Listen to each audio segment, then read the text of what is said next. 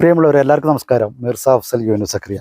എൻ്റെ പുറകെ കാണുന്ന ഈ കെട്ടിടം ഇതൊരു ബ്രിട്ടീഷ് നിർമ്മിതി കേട്ടോ. 2 ഉണ്ട്.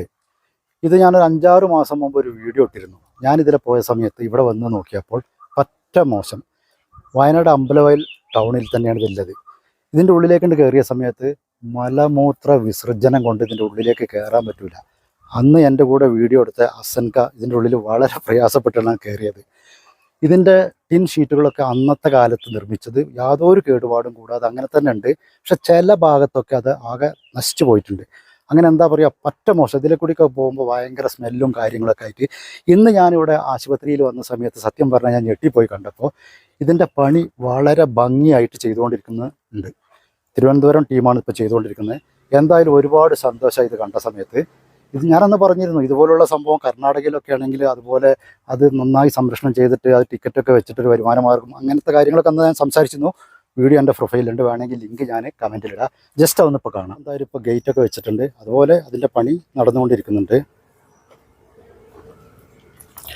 അന്ന് ഞാനത് സംസാരിച്ചത് ഇത് ബ്രിട്ടീഷുകാർ നിർമ്മിച്ച കുതിരാലയം, അന്ന് ഞാൻ അങ്ങനെ മനസ്സിലാക്കിയത്.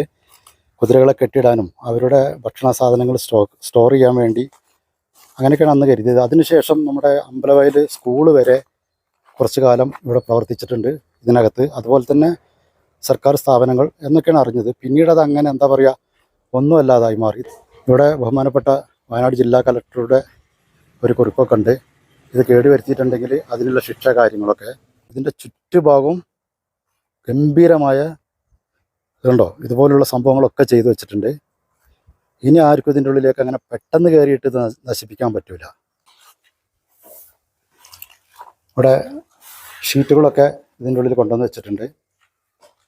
സിമൻറ്റ് തേപ്പ് കാര്യങ്ങളൊക്കെ, കേടുപാടുകളൊക്കെ നന്നായിട്ട് തന്നെ ഇതിൻ്റെ പരിപാടികളൊക്കെ ചെയ്യുന്നുണ്ട്.